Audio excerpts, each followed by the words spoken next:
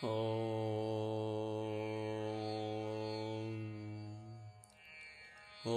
नमो भगवते वासुदेवाय।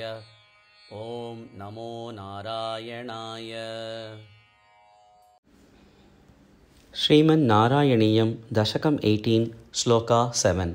आत्मानं यजति आत्मानं यजति मुखैः त्वयि मुखैः त्वयि मुखैस्त्वयि मुखैस्त्वयि त्रिधामन् त्रिधामन्।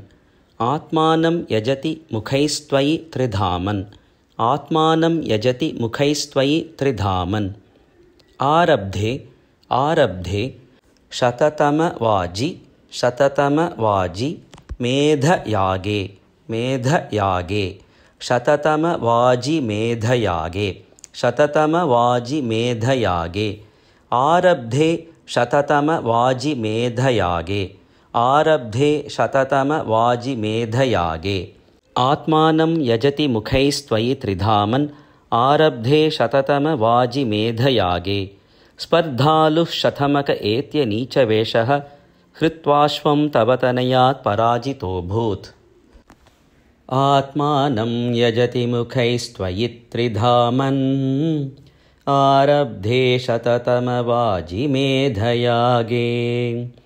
स्पर्धालुः शतमख एत्य नीचवेषः हृत्वाश्वं तव तनयात् पराजितोऽभूत्।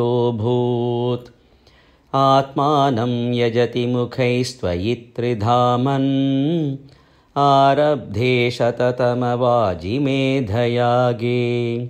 स्पर्धालुः शतमख एत्य नीचवेषः हृत्वाश्वं तव तनयात् पराजितोऽभूत्।